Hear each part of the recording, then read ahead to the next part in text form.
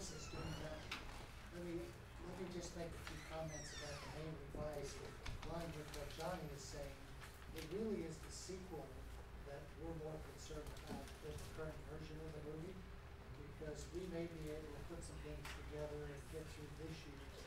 But I think the next fiscal year after this one, which will be what, the 9-10 budget, the economy is not going to get better in that length of time. So there are going to have to be further reductions going by the state. The state has basically used up every opportunity it has to borrow.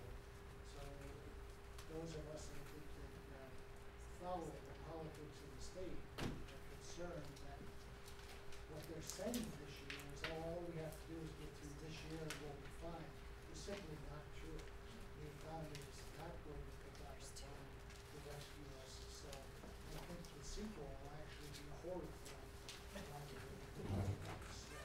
Unless we all play the lottery more. Unless we all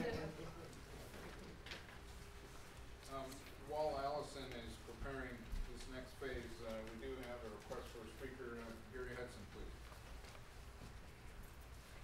Thank you, Mr. Chairman, members of the board. The governor's May revision did not restore any funding to law enforcement. It simply continued exactly what it proposed in the January budget proposal. However, a greater concern is the action the Senate Budget Committee took, where they essentially gutted the funding to the rural law enforcement program, which is $500,000 to us. All of the COPS funding, both on the law enforcement and prosecution and jail side, that is $100,000 and change to the sheriff's office, about, I think, $36,000 to the jail. But it's also $100,000 to the city of Point Arena, and that's what they use to pay all of their law enforcement contracts to us. And there is some escape language in their contract where we would have to go back to the table. We are the law enforcement agency. The sheriff is the chief of police in Point Arena. And so we would have to talk to them about the cost of delivering those services. Obviously, we're going to continue services, but we have to figure out a way to pay for them. Also, at the federal level, as I believe you know, the burn funds, the JAG grant funds, SCAP, those are all up in the air. They've either been cut or they have not been refunded as part of the continuing appropriations bill. And that gives us cause for concern. On the CalMet, if it survives through the Senate Budget Committee, the 10% cut may be something that we can absorb. We're currently underspending those funds. And I think that's about it. We continue to watch this very closely. The State Sheriff's Association and the National Sheriff's Association have been lobbying very hard at the national level for restoration of the federal funds. And at the state level, the State Sheriff's Association has a very effective lobbying firm working for them. We enjoy a strong connection with the governor's office through his public safety liaison, Tom Sawyer, who's a former sheriff himself. And we've had a couple of special conference calls with the governor's office and are continuing monitoring the budget. So we will keep you informed, and as emails come into my office, I forward them to your CEO. Thank you, Mr. Hudson.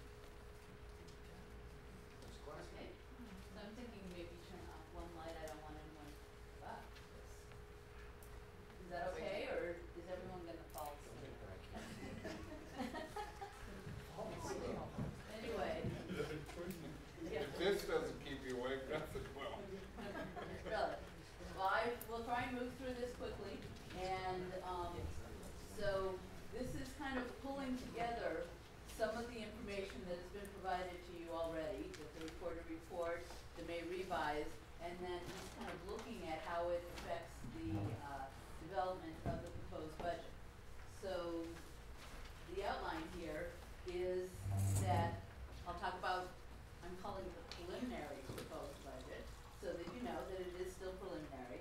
And then some of the projections regarding personnel and wages and benefits, projections regarding the debts and liabilities, talk briefly about the geographic distribution of services, what we have so far, and the additional work that needs to be done, and then the balancing strategies that we've been using to close the gap.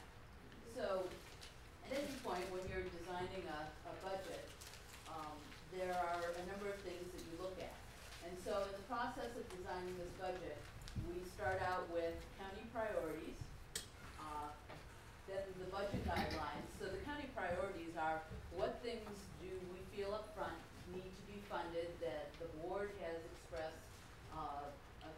to over the years and keeping those front and center. Budget guidelines are kind of how we go into approaching the budget and the development of the budget. Then we look at your revenue projections, you look at your fund balance carryover, which at this point we do have an estimate, and you look at your state budget impacts. Then you project wages, benefits, debts, and liabilities, and look at your expenditure proposals. And you put that all together, and you get to the point of applying your balancing strategies, and that's how you come up with the budget. Piece of cake. But we are building the budget. You design the budget, you build the budget, and in this particular case, it is a work in progress. It's not something that you say, oh, well, we're done now. And particularly when you've got the entire state budget out there and no end in sight. So there are things that possibly even up to the final budget hearings, we're just not going to know. But there will be more information that comes in, and so when we get to the final budget, that's when hopefully the project gets